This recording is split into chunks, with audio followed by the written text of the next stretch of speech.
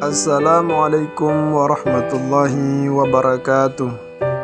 Nama Sapni Hartati SAG.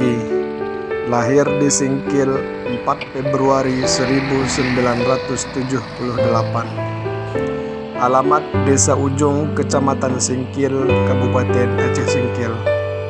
Pekerjaan PNS penyuluh fungsional Kabupaten Aceh Singkil. Merupakan penyuluh yang aktif dalam mendidik dan mengajar di Kecamatan Singkil. Mendidik dan mengajar anak-anak baik di tingkat sekolah dasar dan tingkat sekolah menengah.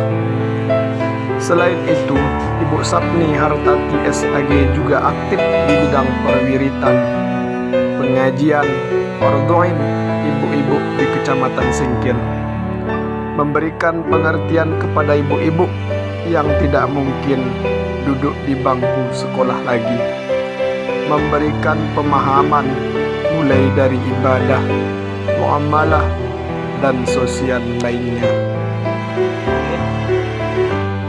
Assalamualaikum warahmatullahi wabarakatuh. Saya pejabat Kepala Kampung Ujung, Kecamatan Singkil, Kabupaten Aceh Singkil, menyampaikan apresiasi dan terima kasih kepada Ibu Sapni Hartati SAG selaku penyuluh agama Islam fungsional Kabupaten Aceh Singkil yang telah berpartisipasi dan berperan aktif dalam memberikan pendidikan Al-Quran kepada anak-anak yang ada di Kampung Ujung dan juga kepada kelompok ibu-ibu. Semoga dengan pendidikan Assalamualaikum warahmatullahi wabarakatuh. Kami Kepala Kantor Urusan Agama Kecamatan Singkil Dermawansa SAG dengan ini memberikan apresiasi kepada penyuluh agama fungsional Ibu Sapni Hartati SAG atas kerjasamanya kepada kami, terkhusus yang beliau lakukan selama beraktivitas di Kecamatan Singkil.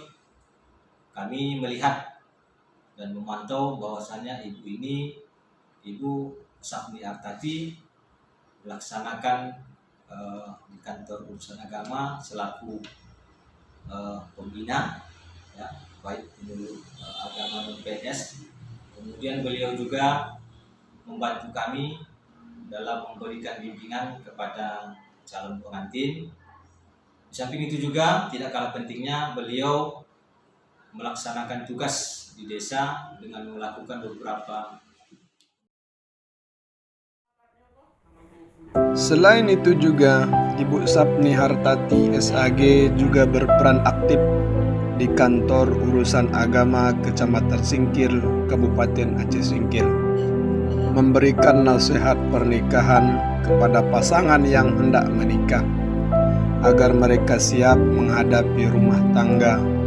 Senantiasa Ibu Sapni Hartati mengarahkan agar pasangan selalu sabar, selalu melaksanakan sholat, dan tidak mudah terpancing dengan kata-kata emosi, baik itu kata-kata talak, kata-kata cerai, atau kata-kata pisah.